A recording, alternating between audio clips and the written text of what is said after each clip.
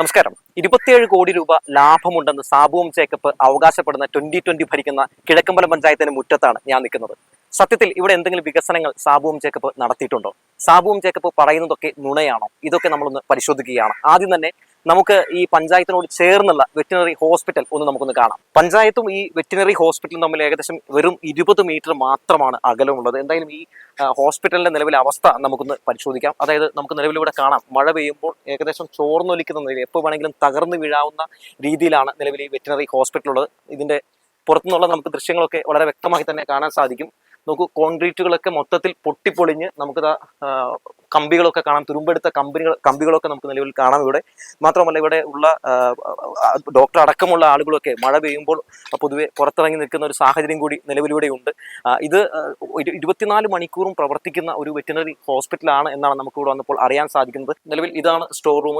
ചെറിയ പെർമിഷന്റെ ഒക്കെ പ്രശ്നമുള്ളതുകൊണ്ടാണ് നമ്മൾ അകത്തുനിന്നുള്ള ദൃശ്യങ്ങൾ എടുക്കാത്തത്. നമുക്ക് പുറത്തുനിന്ന് കാണുമ്പോൾ തന്നെ പൊതുവെ അറിയാം, ഇത് മൊത്തത്തിൽ മഴ പെയ്ത് ആകെ തകർന്നു വീഴാതെ ആയിരിക്കുന്ന ഒരു രീതിയിലാണ് പൊതുവെ ഇവിടെ ഉള്ളത്. മാത്രമല്ല അകത്തുള്ള വില കൂടിയ മരുന്നുകളൊക്കെ പൊതുവെ നശിക്കാനുള്ള സാധ്യതകളും നമുക്ക് തള്ളിക്കറിയാൻ പറ്റില്ല. കാരണം നോക്കൂ, ഇവിടെയൊക്കെ മൊത്തം പൊട്ടിപ്പൊളിഞ്ഞ് കിടക്കുന്നു. മാത്രമല്ല ഇവിടെ നിരവധി ജീവനക്കാരുണ്ട് എന്നുള്ളത് ഒരു പ്രധാനപ്പെട്ട വസ്തുതയാണ്. നമുക്കൊപ്പം കിഴക്കമ്പലം പഞ്ചായത്തിലെ മുൻ പഞ്ചായത്ത് പ്രസിഡന്റ് MK അനിൽകുമാർ ചേരുകയാണ്. നിലവിൽ ഇവിടുത്തെ ഈ വെറ്റിനറി ഹോസ്പിറ്റലിന്റെ അവസ്ഥ വളരെ ശോചനീയാവസ്ഥയാണ്. മഴ പെയ്യുമ്പോൾ മൊത്തം ചോർന്നൊലിക്കുകയാണ്. എന്താണ് നിലവിൽ സംഭവിച്ചത്? ആർക്കാണ് പിഴവ് സംഭവിച്ചത്? ഇത് പഞ്ചായത്ത് രാജ് ആക്ട് നിലവിൽ വന്നതിന് ശേഷം ഇത് പഞ്ചായത്തിന് വിട്ടുകിട്ടിയ സ്ഥാപനമാണ്. സർക്കാർ ഇത്തരം സ്ഥാപനങ്ങളെല്ലാം കാലാകാലങ്ങൾ മെയിൻ്റനൻസ് ചെയ്യാൻ മെയിൻ്റനൻസ് ഗ്രാന്റ് അനുവദിക്കുന്നുണ്ട്. അതിപ്പോ ഈ വെറ്റിനറി ഹോസ്പിറ്റല്, സർക്കാരിന്റെ കീഴിലുള്ള LP സ്കൂളുകൾ, അതുപോലെ PHCകൾ, അങ്ങനെ വിട്ടുകിട്ടിയ സ്ഥാപനങ്ങൾക്കെല്ലാം മെയിൻ്റനൻസ് ഗ്രാന്റ് അനുവദിക്കുന്നു. പിന്നെ ഓൺ ഫണ്ട് ഉപയോഗിച്ച് പഞ്ചായത്തിന് ചെയ്യാം. ഇത് വളരെ ശോച്യമാണ്. ഇപ്പൊ ഇവിടെ പറയുന്നതൊക്കെ കേട്ടേക്കണത് 27 കോടി രൂപ ബാക്കിയുണ്ടെന്നാണ്.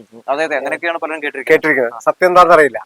എന്തായാലും കുറെ പൈസ ഓൺ ഫണ്ടിൽ കിഴക്കമ്പലം പഞ്ചായത്തിൽ ബാലൻസ് ഉണ്ടാവും. ഒട്ടേറെ ഇപ്പൊ നിങ്ങൾ കണ്ടോ, അവിടെ 24 hours സേവനം കൊടുക്കാൻ വേണ്ടി ഒരു വാഹനവും ഉദ്യോഗസ്ഥന്മാരും ഡോക്ടറും ഒക്കെ 1962 അങ്ങനെ ഒരു നമ്പറിൽ വിളിച്ചാൽ ഈ പഞ്ചായത്തിന്റെ ലിമിറ്റിൽ എവിടെ വേണമെങ്കിലും ആ വാഹനം സൗജന്യമായി എത്തുന്ന അത്രയും നന്നായി ക്ഷീരകർഷകരെ സേവിക്കാൻ സർക്കാർ ഒരു സംവിധാനം ഉണ്ടാക്കുമ്പോൾ ഇത് നിങ്ങൾ നോക്കൂ, കാണുന്നു നോക്കൂ. അതെന്താന്ന് വെച്ചാൽ അത് സ്റ്റോറാണ്. ലക്ഷക്കണക്കിന് രൂപയുടെ വിലയുള്ള ഏറ്റവും വലിയ പ്രാധാന്യമുള്ള മരുന്നുകൾ സൂക്ഷിക്കുന്ന സ്റ്റോർ ഇടിഞ്ഞു പൊളിഞ്ഞു പോകുന്ന സ്ഥിതിയാണ്. ഇത് ഒരു പൊളിറ്റിക്കലായി പറയുന്നതല്ല, ഇത് ഒരു രാഷ്ട്രീയത്തിനില്ല. ഈ സംവിധാനം ഉള്ളപ്പോൾ, മെയിൻ്റനൻസ് ഗ്രാന്റ് ഉള്ളപ്പോൾ, ഓൺ ഫണ്ട് ഉള്ളപ്പോൾ പഞ്ചായത്ത് വിചാരിച്ചാൽ ഒരു 4 5 അല്ലെങ്കിൽ ഒരു 10 ലക്ഷം രൂപ മുടക്കി സംരക്ഷിക്കാൻ കഴിയും.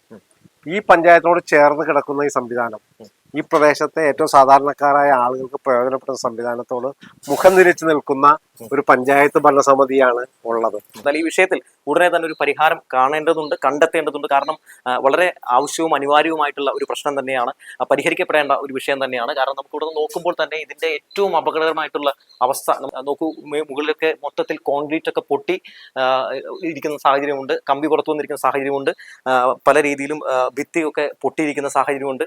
ഇതിനകത്താണ് ഈ പറയുന്ന പോലെ ജീവനക്കാരും അതുപോലെ തന്നെ മറ്റുള്ള ആളുകളും ഒക്കെ ഉള്ളത്. ഇവിടെയാണ് മൃഗങ്ങളുമായി പലരും ചികിത്സയ്ക്ക് വരുന്നത്. അതുകൊണ്ട് പൊതുവെ ഇത് തീർച്ചയായും പരിഹരിക്കപ്പെടേണ്ടതാണ്.